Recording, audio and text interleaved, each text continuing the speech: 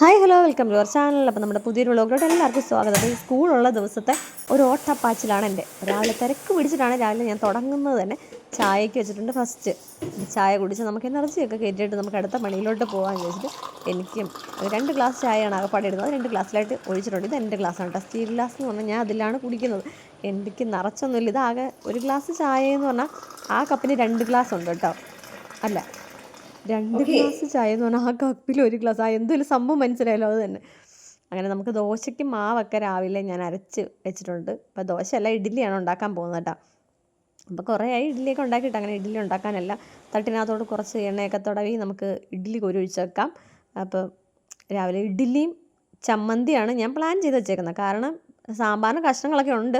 സാമ്പാർ വെച്ചാൽ തീയൽ വേറെ വെക്കാനുണ്ട്. അപ്പോൾ ഇത് രണ്ടും കൂടെ അങ്ങോട്ട് ടാലി ആയി പോകത്തില്ല. സാമ്പാറും തീയലും കൂടെ എന്തോ അത്ര രസമില്ല. അപ്പോൾ അതുകൊണ്ട് തന്നെ ഞാൻ ഇഡ്ഡലിയും ചമ്മന്തി അരയ്ക്കാന്ന് വെച്ചാൽ വെള്ള ചമ്മന്തി അരയ്ക്കാം. അതൊക്കെ നമുക്ക് കുറച്ച് ദിവസമായി. മിക്ക ദിവസവും സാമ്പാറൊക്കെ ഉണ്ട്. സാമ്പാറും ദോശയോ സാമ്പാറും ഇഡ്ഡലിയൊക്കെ ആകുമ്പോൾ ഇതിവിടെ നന്നായിട്ട് ചിലവായി പോകും.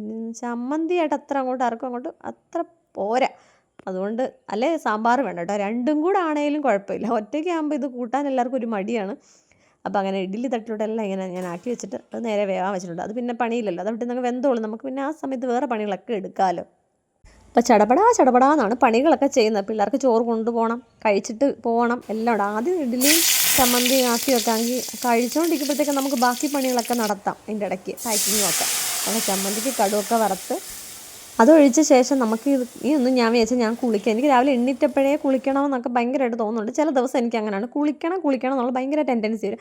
ചിലപ്പോൾ ഞാൻ കൂറായിട്ട് എന്നിട്ട് പണിയെടുക്കും. അപ്പോൾ എന്നിട്ട് ഞാൻ പെട്ടെന്ന് പോയി കുളിച്ചിട്ട് വന്നിട്ടാണ് പിന്നെയുള്ള പണികളൊക്കെ. അപ്പോൾ നമ്മൾ തേങ്ങ തിരുമ്മി വെച്ചിട്ടുണ്ടായിരുന്നു. ചമ്മന്തിക്ക് തേങ്ങ തിരുമ്മിയപ്പോൾ തന്നെ ഞാൻ തീയലിനും കൂടെ തേങ്ങ തിരുമ്മി വെച്ച് കൊഞ്ച് തലേന്ന് തന്നെ ഞാൻ പൊളിച്ചൊക്കെ വൃത്തിയാക്കി വെച്ചിട്ടുണ്ടായിരുന്നു. അപ്പോൾ അതിനുകൊണ്ട് നമ്മൾ പെട്ടെന്ന് തന്നെ തീയലിനുള്ള കഷ്ണങ്ങളോട് അരിഞ്ഞ് വെച്ചിട്ടാണ് ഞാൻ കുളിക്കാൻ പോയത്. കാരണം എനിക്ക് സവാളയുടെ മണം എനിക്ക് ഭയങ്കര ഇഷ്ടക്കേടാണ്.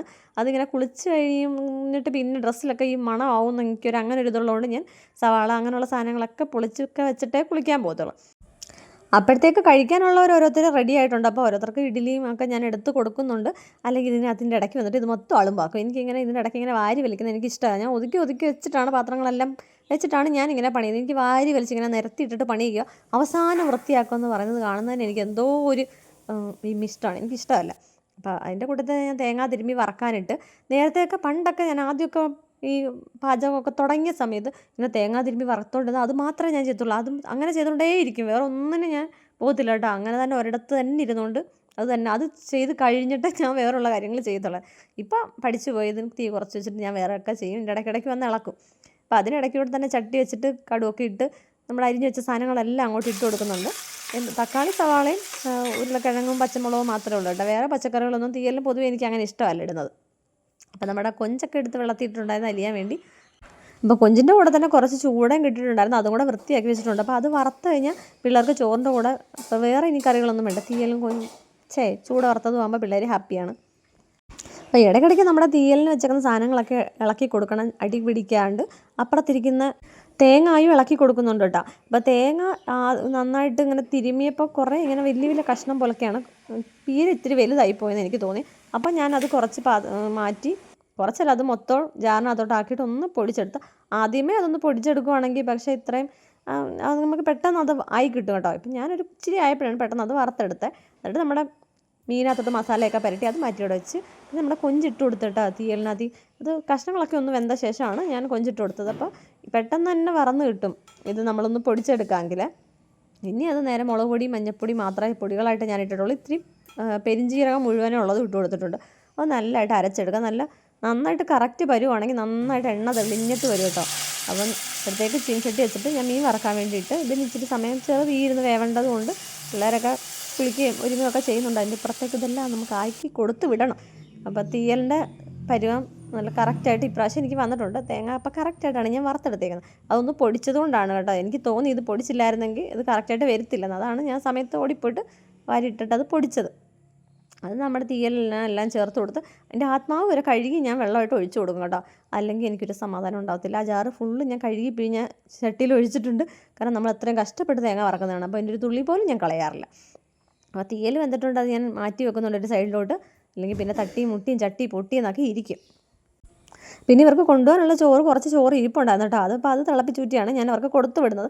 കൂടുതൽ ദിവസവും ചോറ് വെച്ചിട്ടാണ് കൊടുത്തു വിടുന്നത്. ഇന്ന് അപ്പം അങ്ങനെ ചോറ് ഞാൻ ആദ്യമേ വെച്ചില്ല, കുറച്ച് ചോറ് അധികം ഉള്ളതുകൊണ്ട്. എന്നിട്ട് ഞാനങ്ങനെ മീനൊക്കെ തിരിച്ചൊക്കെ മറച്ചൊക്കെ ഇട്ട് നോക്കുന്നുണ്ട്, ഇളക്കി ഇട്ട് കൊടുക്കുന്നുണ്ട് കേട്ടോ. അത് നല്ലതായിട്ട് മൊരിഞ്ഞില്ലെങ്കിൽ ചൂട കഴിക്കാൻ ഒരു ടേസ്റ്റ് ഉണ്ടാകത്തില്ല.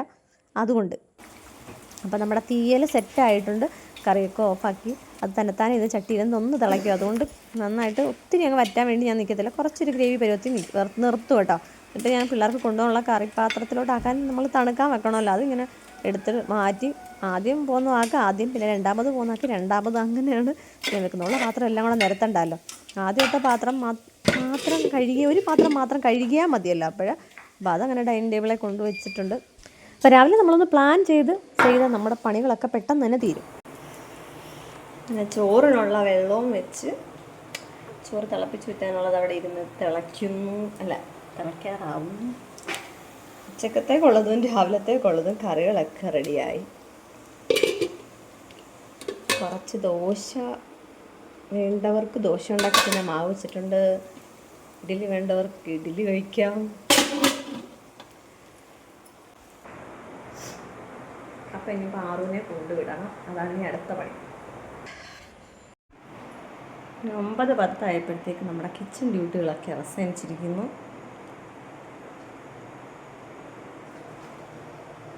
ഇതെടുത്ത് റൈസ് കുക്കറിലോട്ട് ഇറക്കി വെക്കണം. അതേ ഉള്ളൂ പണി.